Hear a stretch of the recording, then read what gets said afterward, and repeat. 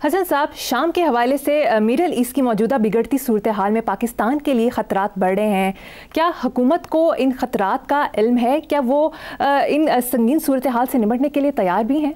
हुकूमत किसी काम के लिए तैयार नहीं है, और इनको इल्म है या नहीं है? क्या इनको पता है लोग भूखे मर रहे हैं? क्या इनको इल्म है कि बेरोजगारी कितनी है? क्या इनको इल्म है कि लॉ एंड ऑर्डर तबाह हो चुका है? यहाँ ऐसी ऐसी वारदात सुनने में आती है, और अब शहरों में जराइम बढ़ते जा रहे हैं। क्या इल्म है इनको? इनको पता है कि इनके सरकारी स्कूलों का मयार कितना घटिया है? क्या इनको इल्म है कि अस्पतालों में क्या हो रहा है? निपटने के लिए तैयार हैं ये? तैयार और छोड़ो। देखो, ये एक ऐसा एक अजीबो गरीब सवाल है। मैं सिर्फ एक बात कहना चाह रहा हूं ताकि रिकॉर्ड पे रहे। जब तक ना वो जिसे कहते हैं कि हाउस इन ऑर्डर नहीं होता, आपका कुछ भी इन ऑर्डर नहीं होगा। लेकिन अब जहां मफादात हों और गंद बला हो, वहां कौन हु केयर्स? तबाह होता हो जाए सारा कुछ, लेकिन नहीं, हमारा इक़्तिदार और ये और वो सारा। अच्छा, आप गौर करो, कभी अफगानिस्तान, इराक, लिबिया, शाम के हालात सामने है ना। अच्छा, बहुत से लोग कहते हैं, मैं सहम कर चुप कर जाता हूं, कि ईरान के बाद पाकिस्तान की बारी। लोग कहते हैं, मुझे क्या पता।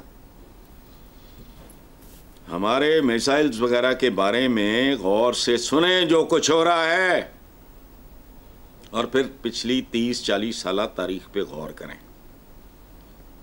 अमेरिका ही नहीं, जो भी होता है ना सिलसिला, उसका आगाज स्लो मोशन से होता है। ये याद रखना। को ओवरनाइट तो नहीं बांग्लादेश बन गया था, ओवरनाइट तो पाकिस्तान भी नहीं बना था। ओवरनाइट कुछ नहीं होता। औलाद टार्जन की भी हो तो 9 महीने नॉर्मल होता है, उससे पहले स्कात कहते हैं उसको।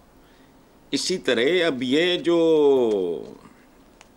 कुछ चल रहा है, हमारे जैसे जो बिल्कुल मीडियोकर्स, उनको भी अगर समझ आ रही है तो जिनको नहीं आ रही, भुगतेगा। करता कोई है, भुगतता कोई है। आलम इस्लाम को यहाँ तक पहुँचाया जहाँ तक पहुँचाया, वो भी कुछ इंडिविजुअल से। याद रखना, 6 कॉन्टिनेंट्स पे हुकूमत, 600+ ईयर्स, ये वो सारा, उनमें पीछे इंडिविजुअल ये जो कहते हैं ना, हमारे यहाँ देखो चीज़ों को पूरी तरह समझते नहीं कि जी फर्द वाहिद ही सब कुछ होता है। मोहम्मद अली जिन्ना ने तो बिल्कुल ठीक कहा था कि मेरी जेब में खोटे सिक्के हैं, लेकिन इसके बावजूद एक खरा नोट वो दे गए, हमने उसको डीवैल्यू कर दिया, नाम उसका पाकिस्तान है, ख़त्म हो गई बात। और अल्लाह करे हम तो इसलिए बोलते रहेंगे कि हमारा काम है कोशिश करना कि जो माड़ा मोटा समझ में आता है उसको दयानतदारी से बयान कर दें। जैसे माली का काम है, माली का काम पानी लाना, पर मशका लावे। मालिक का काम फल फूल लाना, लावे या ना लावे, हमने ठेका लिया हुआ है। चलें। और वैसे भी एक बात बताऊं, when it happens to all it happens to none. एक वारदात अगर करोड़ों के साथ हो रही है तो फिर आपके साथ हो गई तो कोई बात नहीं, वो it happens to none. Atom bomb गिरता है जहां,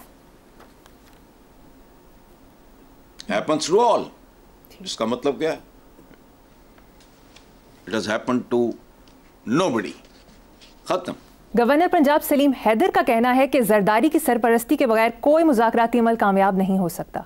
देखो, एक तो बतौर गवर्नर उनकी इस तरह की मजबूरियां भी हैं। हमारे यहाँ ये है, हम तो बुनियादी तौर पे रियाया कमी दरबारी किस्म के लोग हैं, ये इस तरह का। लेकिन जरदारी साहब को तो मैं खुद एक बहुत बड़ा कॉम्प्लीमेंट दे चुका हूँ कि शायद वो मुल्क में वाहिद आदमी है जो अगर अपनी प्रायोरिटीज़ बदल लें तो वो चंद सालों में इस मुल्क का शायद सूरत हाल बहुत इम्प्रूव हो सकती। मैं खुद कह चुका हूँ। सो सलीम हैदर साहब की इस बात से मुझे कोई इख्तलाफ नहीं है, लेकिन एक शेर याद आया है, वो सलीम हैदर साहब ने नहीं सुना होगा, मैं पेश कर देता हूँ। आप दस्तार उतारें तो कोई फैसला हो, आप दस्तार उतारें तो कोई फैसला हो, लोग कहते हैं कि सर होते हैं दस्तारों में। ये अहमद नदीम कासमी साहब का सुभान अल्लाह। कि लोगों का ख्याल है कि जो बड़ी पगड़ियां टोपियां होती हैं उनके अंदर सर होते हैं। आप उतारो ताकि हम तस्दीक करें कि जो इतने इतने बड़े मनसूबों में बैठे हो, अरे पगड़ मैं सिंबॉलिक बात कर रहा हूं, वो तुम्हारे अंदर सर भी है। इस पगड़ के अंदर है क्या? खोपड़ी है, खोपड़ी में पत्थर है, या खुदगर्जी के माउंट एवरेस्ट है। अच्छा, सरपरस्ती तो उसकी होगी ना जिसका सर होगा। जिसका सर ही नहीं है उसकी सरपरस्ती कौन करेगा? मुझे ये बताओ जरा। जरदारी साहब की सरपरस्ती मान ली, सर किसके पास है? अंदर खन्नास, खुदगर्जी, लालच, ख्वाहिशें, दुनियादारी। अरे खुदा की कसम, बाज़ औक़ात शर्म आती है अपने वजूद पे। दिल करता है न्यूट्रल हो जाऊं। रब्बुल इज़्ज़त तो कह सकूंगा कि मैं इस काबिल नहीं था कि मैं अपने वो खाने में लिखता कि मुस्लिम। यार को खुदा का खौफ भी करो। कैसे कैसे लोग पैदा किए, बाइज्जत हो गए, टका पले नहीं था। और बात सुनो, मुसलमानों के फतह किए हुए शहर एक दो उन्होंने वक्ती तौर पे मजबूरन स्ट्रेटेजिक वजूहात की बिना पे छोड़ने पड़े। वो गैर मुस्लिम पागल हो गए जजिया हिफाजत के लिए। पता चला कि इस सूरत हाल में हम इनको सिक्योरिटी नहीं दे सकते। जजिया वापस पागल हो गए कि परवरदिगार ये क्या बलाएं हैं, ये तो गैर मुल्की हैं, ये तो इन्वेडर्स हैं। कैरेक्टर क्या है? उन्होंने कहा भाई हमने जिस काम के लिए ये लिया था वो शायद हम कर ना सके। भाई तुम उनके वारिस हो, कभी बैठो दलितों मिलितों शूद्रों के वारिस नहीं है कोई। हम दूर पार के लोग हैं ना, बूथे उठा के तारिक बिन ज़ियाद से भी रिश्तेदारी। भाई वो बर्बर था, तुम कौन हो? फिरदौसी तो ख़याम तो ये तो वो तो मौलाना रिश्तेदारियाँ। वो भाई कोई ईरानी है, कोई सेंट्रल एशियन फलाना टमकाना। खालिद बिन वलीद, हज़रत खालिद बिन वलीद तो वलीद के बेटे थे, अरब। बाकी तुम जिनकी बातें करते हो कोई मुसलमान है उनमें? यहाँ का मकामी, यहाँ की क्या कंट्रीब्यूशन है तुम्हारी? जग्गा डाकू, मलंगी। कुछ ऐसी बातें बताऊं जो सच्ची हैं, किताबों में हैं, मुझे बताते हुए शर्म आ रही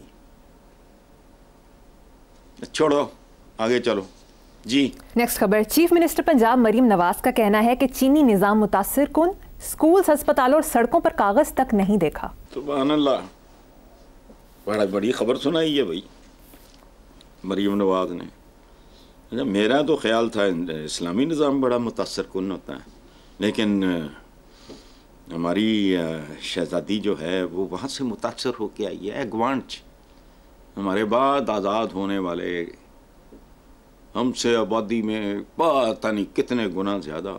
वाह! और कागज़ नहीं देखे। भाई कागज़ छपे होन डॉलर की शक्ल वो तो देखे ना, वो काफ़ी है। और हमें सदियों पहले कहा गया सफाई निस्फ ईमान है। मैं अपने घर के में हमारे एक दो क्रिश्चियंस हैं और बाकी मुसलमान, मैं कहता हूँ यार तुम और कुछ भी ना करो, अपना उठना बैठना ही बेहतर कर लो, कुछ नहीं लागत आती। एनिमल्स, सफाई निस्फ ईमान है। लेकिन ये सफाई गिट्टे गोडियां दी नहीं, सिर्फ अपने इर्द गिर्द की नहीं, सफाई आंख की, सफाई नीयत की, इरादे की, आमाल की, आपके टारगेट्स की।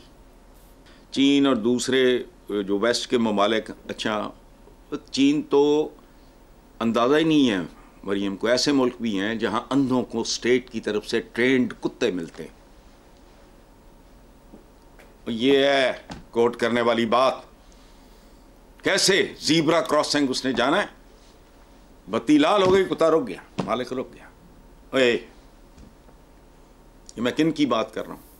जो तातारियों से, मंगोलों से ज्यादा भयानक लोग थे। वो कौन थे? स्कैंडिनेवियंस। इन्हें क्या कहते थे? उन पे कैसी कैसी भयानक फिल्में बनी हैं। ठीक है, वो इतने मुहज़्ज़ब हो चुके हैं कि हैरानी होती है बाज़ औक़ात।